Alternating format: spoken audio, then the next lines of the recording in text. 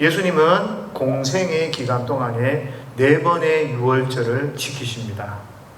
그래서 4번의 유월절을 지키셨다라는 것은 예수님의 사역이 한 3년에서 4년 사이, 한 3년 반 정도 그렇게 되는 것으로 많은 분들이 생각을 합니다. 그래서 우리가 예수님의 그 공생애는 3년이다 그렇게 이야기를 합니다. 그것이 이제 요한복음의 유월절에 4번의 유월절이 나타나는데요. 먼저 요한복음 2장 13절에서 한번 나타나고요. 첫 번째 유월절을 지내시고, 요한복음 5장 1절에 이제 큰 유대인의 명절이라고 해서 유월절로 이야기를 하고 추정을 합니다. 왜냐하면 이게 유대인의 명절이라고 했는데 왜 유월절일까? 왜 그런가 하면 요한복음 전체에서 구조상은 계속해서 유월절에 대한 이야기가 나오기 때문에 유대인의 명절 이런 것도 유월절로 보게 되고요.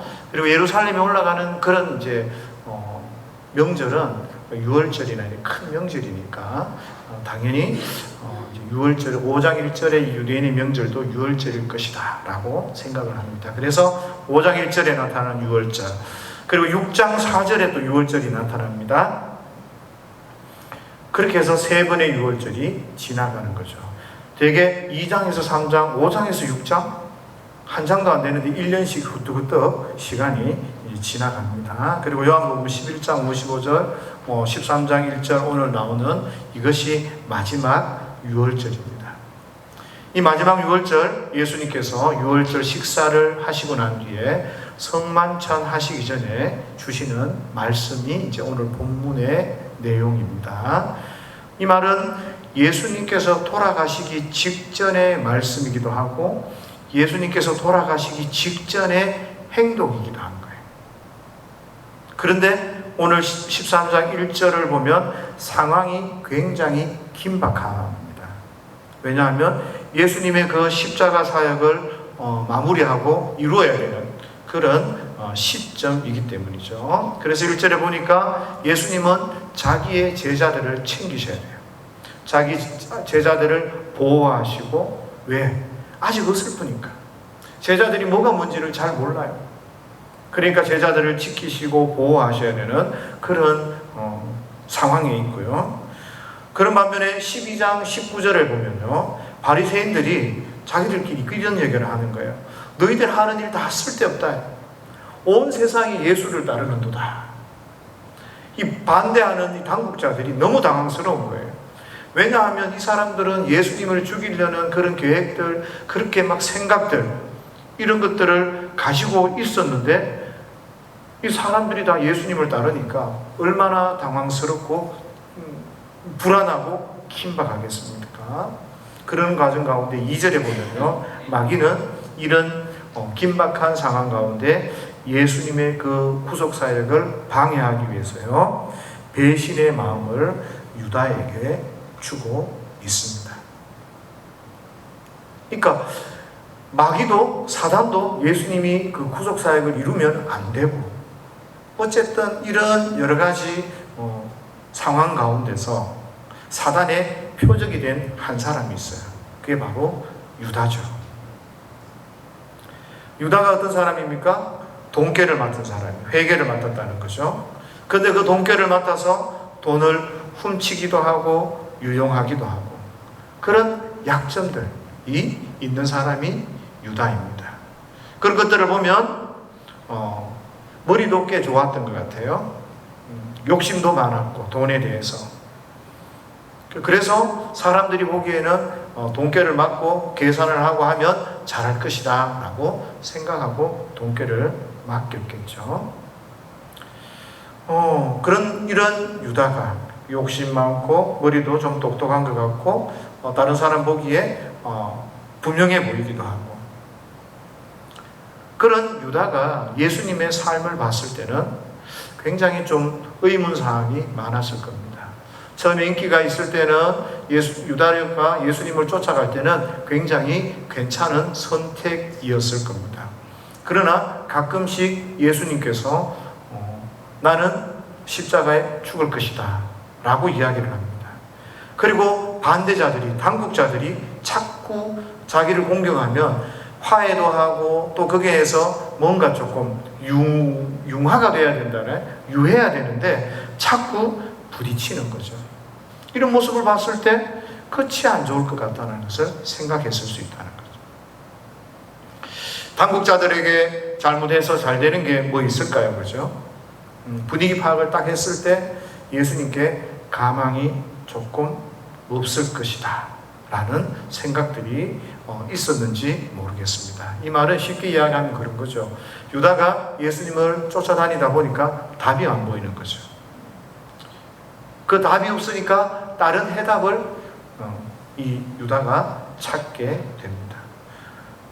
인기응변의 유명한 교죠. 상황을 봤을 때 아니니까 다른 것을 빨리 선택하게 되는 겁니다. 실제로 그런 분들이 손해를 잘 보지 않죠.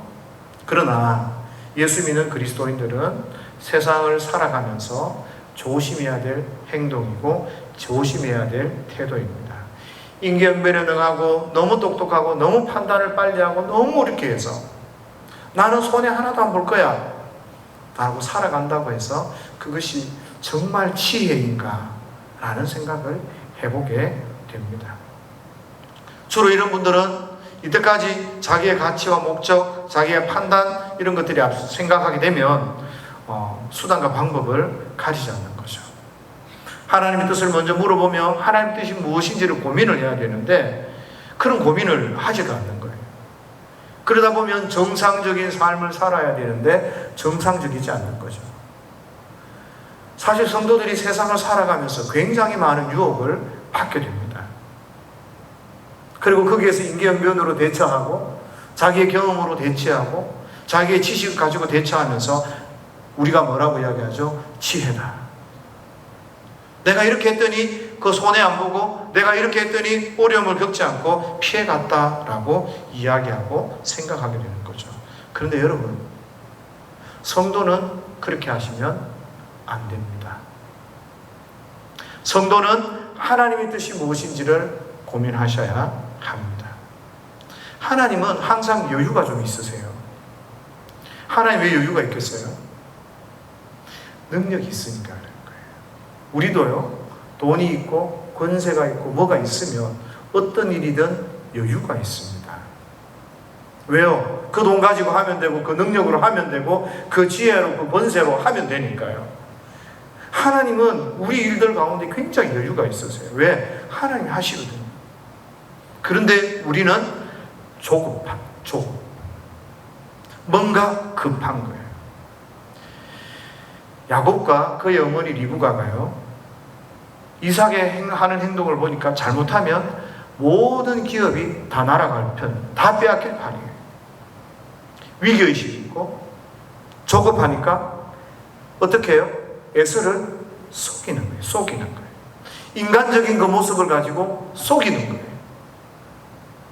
인간적인 꾀를 부리니까 하나님이 야곱에게 주실 복을 에서에게 주십니까? 그런 거 그렇지 않거든요.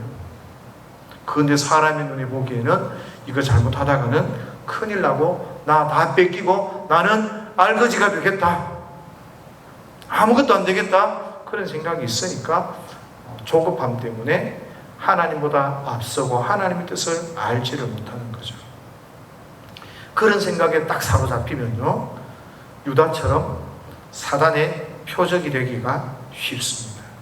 조급하고 판단해 보니까 답이 안 나오고 참고 기도하고 하나님이 하시는 것을 기대하면 되는데, 하나님 앞에 서면 되는데, 하나님이 하시는 것인데 우리는 내 생각, 내 능력 가지고 자꾸 계산을 하니까 아무것도 되는 게 없는 거예요. 그러면 사단이 표적을 되어서 어떻게 해요? 자기의 생각, 자기의 오른 대로 예수님을 팔아버리는 거죠. 우리는요, 성도는요, 하나님을 신뢰하셔야 돼요. 그게 첫 번째 제가 여러분들에게 오늘 주시는 교훈이고요. 두 번째 교훈은요, 예수님께서 오늘 1절 말씀에 분명히 말씀하셔요. 뭡니까? 자기의 사람들을 사랑하시되 끝까지 사랑하신다. 예수님께서 우리를 지키시고 보호하신다는 것. 사단이 주님의 일을 방해하면 수단과 방법을 가리지 않고 온 생각을, 온 조급증을, 온 생각을 다 가지고 우리로 하여금 뒤흔들어 놓지만, 예수님은 자기의 백성, 자기의 사랑하는 사람들을 끝까지 지키신다라고 우리에게 말씀하셔요. 요한복음은요, 예수님의 그 심중, 그 의도를 명확하게 밝혀주는 거죠. 이 생각이 계속해서 흘러내려갑니다. 그러면 예수님께서는 유다를 지키시고 보호하셨는가? 아니요, 버리셨습니다. 왜 버리셨을까요? 하나님께서는 유다를 지키라고 하지 않으셨어요. 유다를 제외하고 예수님께서는 모두를 지키시고 보호하십니다. 요한복음 17장 12절에 보면 이 말씀이 있습니다. 내가 그들과 함께 있을 때 내게 주신 그들을 아버지의 이름으로 보존하고 지켰나이다. 그중 하나도 멸망하지 않고 다만 멸망의 자식뿐이오니 이는 성경을 응하게 함이니이다 라고 예수님께서 하나님을 기도할 때 그런 기도의 내용을 가지고 기도하신단 말이죠. 하나님 내게 주신 그 하나님의 사람은 내가 하나도 빠짐없이 지켰고 그 중에 멸망의 자식은 지키지 않았습니다. 그런데 그렇죠?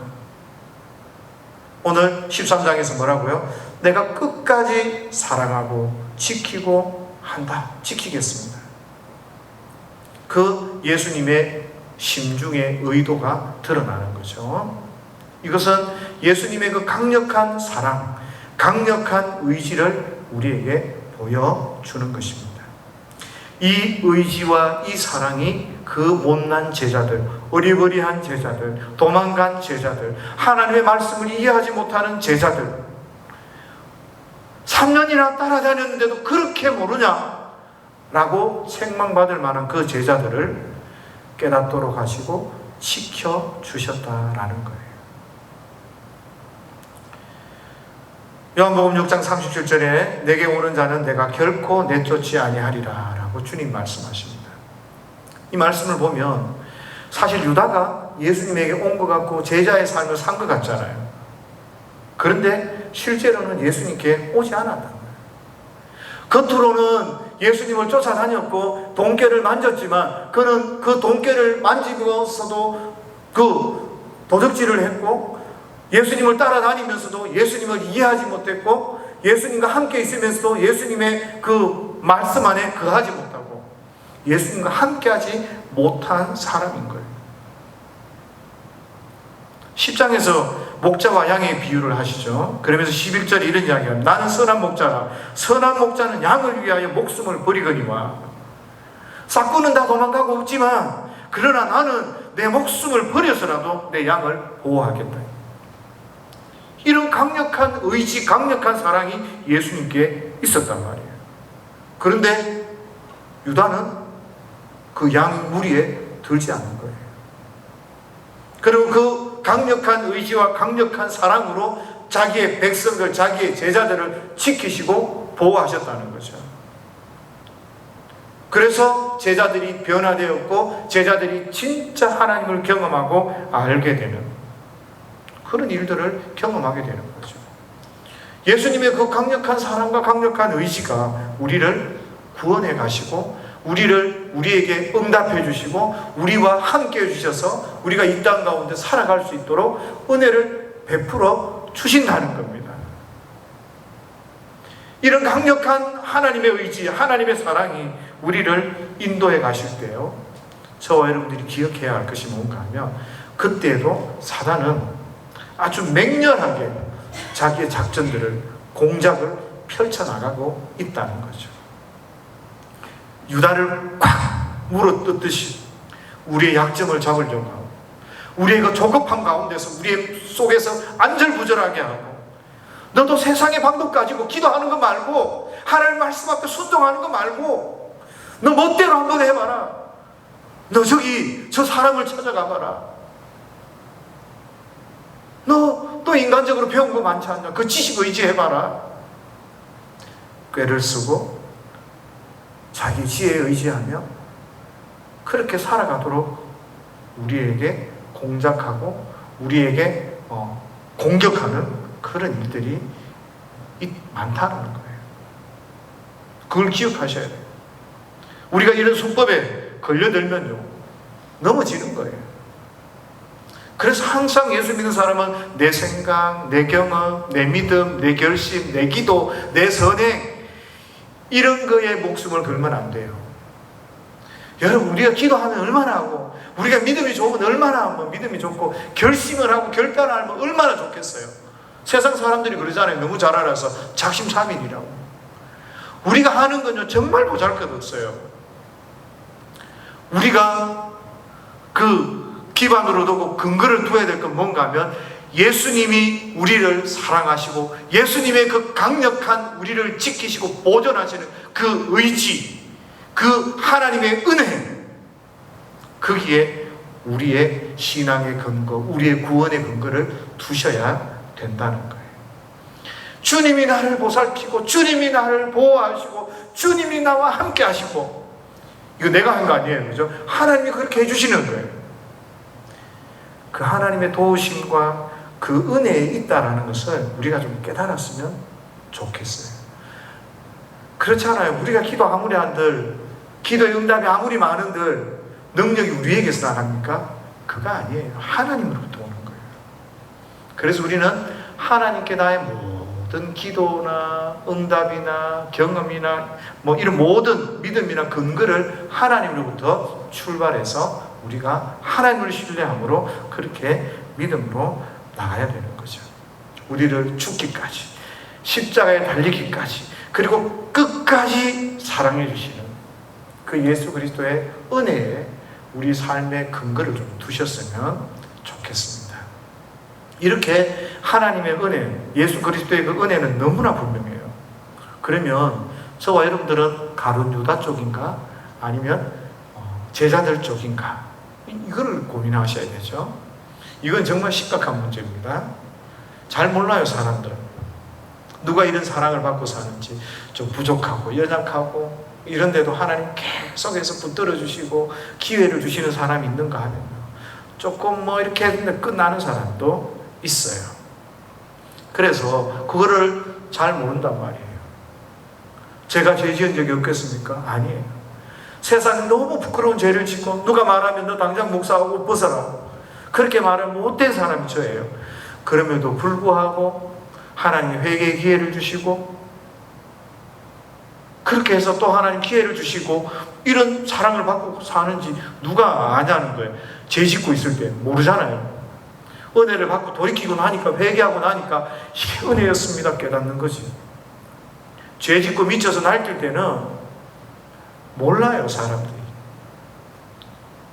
그런데 적어도요, 오늘 여기서 설교를 듣는 여러분들은 고민을 좀 하시기 바라요. 지금 여러분들의 상황이 어떤 상태인지 저는 몰라요. 그러나 하나님께서 여러분들을 정말 사랑하고 있고 하나님의 사랑들을 여러분들이 경험하고 있는지, 내가 정말 끊임없는 그 주님의 은혜와 사랑, 그것이 내 안에서 역사하고 있는지 고민해 보십시오. 내가 예수님 때문에 내 삶 가운데 조금씩 변화가 있는지, 그리고 예수님의 말씀대로 살고 싶고 하나님의 은혜가 나를 이끌어가고 있는 것을 내가 경험하고 있는지, 내가 하나님의 은혜로 살고 있구나 라는 이런 생각들이 있는지 고민을 좀 해보시라는 거죠. 타락하고 거짓되고 정말 썩어 빠지고 이런 못된 세상, 여기에서 내가 그래도 예수님 따라가고 예수 믿는 사람답게 내가 살아보고 싶다, 이런 이해 생각이 있는지, 그 치레만 보고 그렇게 살아가고 흉내만 내고 있는지 저와 여러분들이 고민을 좀 하셔야 하는 거예요. 우리가 여전히 부족하지만 하나님의 은혜 가운데 있는지, 이런 생각들이 저와 여러분들에게 좀 있으셔야 됩니다. 그런 고민이 없으면 내가 정말 하나님 앞에 있는지 울면서 기도해 보셔야 돼요. 내 속에, 우리 속에 하나님 때문에 살아가는 그런 은혜가 있어야 되는 거죠. 4절에서 7절 말씀 보면, 특별히 7절 말씀 보면 이런 말씀이 있어요. 예수께서 대답하여 이르시되 내가 하는 것은 네가 지금은 알지 못하나 이후에는 알리라 그래요. 이제 식사 후에 예수님께서 제자들이 발을 씻기시고 세족식을 이제 하시는 거예요. 그때 베드로가 선생님이 내 발을 씻기십니까? 그때 이제 예수님 말씀하시는 거잖아요. 지금은 알지 못하지만 이후에는 알 것이다. 그러니까 제자들은요, 지금 예수님께서 자기들을 사랑하고 계시는 그 사실도 잘 몰라요. 마귀가 유다를 유혹했다는 사실도 잘 몰라요. 발을 씻기는 예수님의 마음이라 이런 것들을 이 제자들은 솔직히 잘 모르는 거예요. 그러나 우리는 지나간 일이니까, 그죠? 성경에 딱 기록이 되어져 있으니까 너무나 정확하게 보이잖아요. 그러나 그 당시에 제자들은 이 사실을 잘 알 수 없었다는 거예요. 특별히 제자들은요, 예수님께서 말씀하셔도 제자들 마음속에 누가 큰 자냐 이런 생각들이 있잖아요. 딴 생각들을 자주자주 하기 때문에 계속 보면 예수님의 그 생각들을 잘 파악을 못 하더라고요. 이런 때가 제자들에게 계속해서 드러나고 나타나는 거죠. 지금은 알지 못하나, 예수님께서 왜 이렇게 하는지 알지 못하나, 예수님이 말씀하신 다음에는, 나중에는 너 알 거야.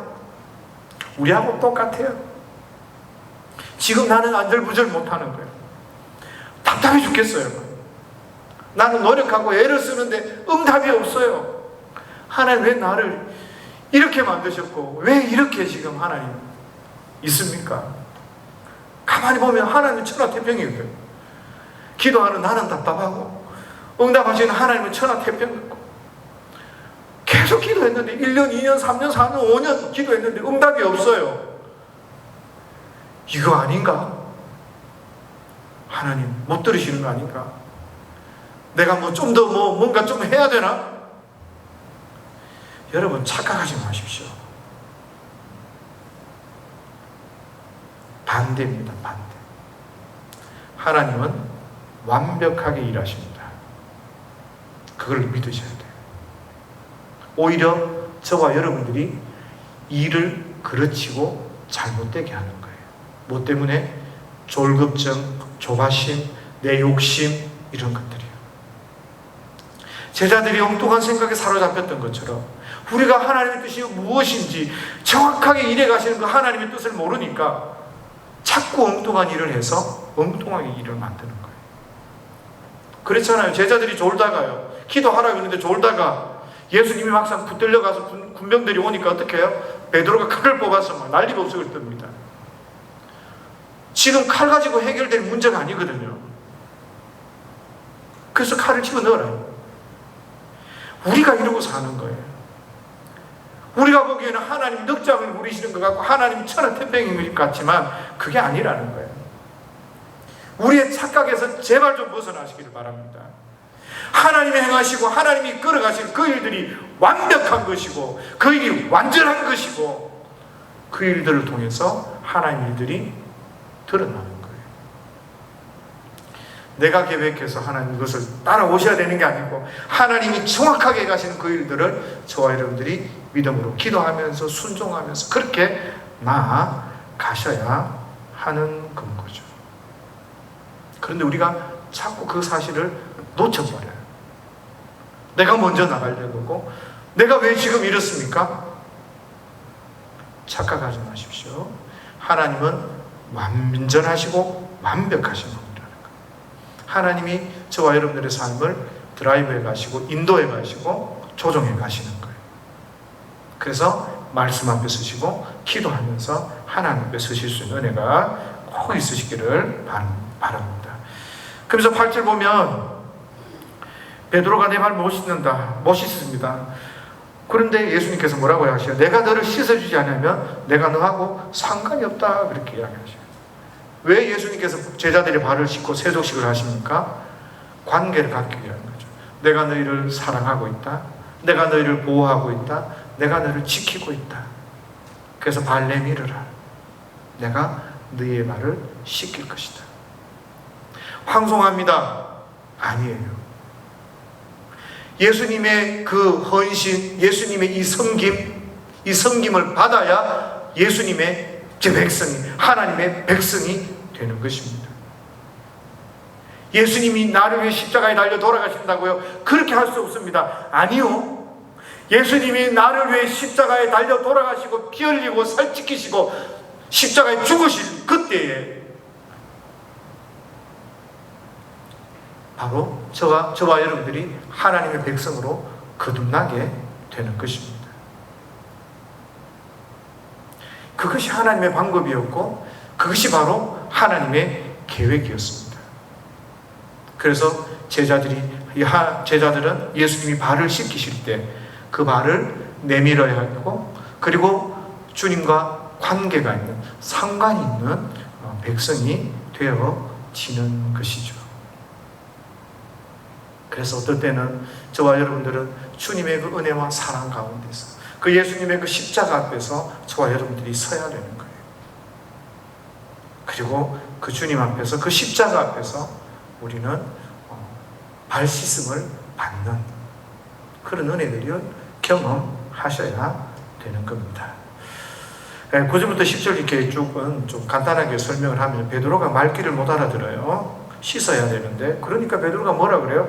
특별한 관계가 있는 것 같단 말이죠. 이야, 그럼 어떻게 해야 돼요? 주님 날 다 씻겨주십시오. 그러니까 예수님이 뭐라 그래요? 목욕한 사람은 발만 씻으면 된다. 예수님 그렇게 말씀하시죠. 근데 10절, 11절은 제가 오늘 이렇게 설명을 좀 못 해드릴 것 같아요. 왜냐하면 여기에는 이 해석이 크게 두 가지로 나뉘어집니다. 자유주의 학자들, 그러니까 이성만 가지고 하나님 은혜는 모르고 예수님의 부활도 믿지 않는 이런 자유주의 사람들의 의견과 이 개혁주의에 있는 정말 하나님의 말씀을 있는 그대로 믿는 사람들의 의견이 두 가지로 나뉘어집니다. 그래서 목욕하는 것은 자유주의는 도덕적인 삶을 이야기한다 그러고 우리는 구원받는 삶을 이야기한다, 그렇게 이야기를 하는데요. 여기에도 좀 다른 해석 설명들이 좀 있어야 되는 겁니다. 그래서 그런 설명들은 좀 뒤로 하고요, 다음에 기회가 있으면 하고요. 오늘 이 발을 씻기는 것, 여기에 좀 집중하시면 좋을 것 같아요. 발을 씻기는 건 뭐예요? 내가 너를 사랑하고 있다는 것을 보여주는 거라는 거예요. 그래서 저와 여러분들이 그 은혜와 그 사랑들을 받고 그 섬김을 받아야 되는 거죠.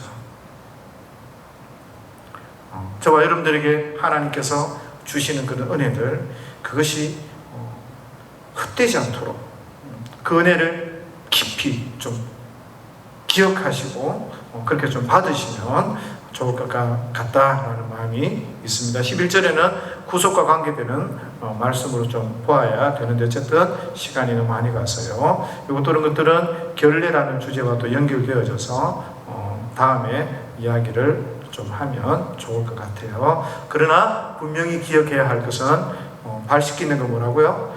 주님이 나를 사랑하고 있고 발 씻김을 통해서 내가 주님과 관계가 있다라는 겁니다. 그래서 여기서 딱 한 가지 기억했으면 좋겠어요. 주님이 끝까지 우리를 사랑하시는구나. 이 발 씻기는 거 주님이 나를 사랑하는 표시구나. 저와 여러분들이 그 주님의 은혜와 사랑을 좀 기억하셨으면 좋겠어요. 날마다 매일매일 주님이 나를 사랑하시는구나. 이 사실을 깊이 경험하시면서 하루하루를 살아가시는 저와 여러분들이 되시기를 예수님의 이름으로 축복합니다.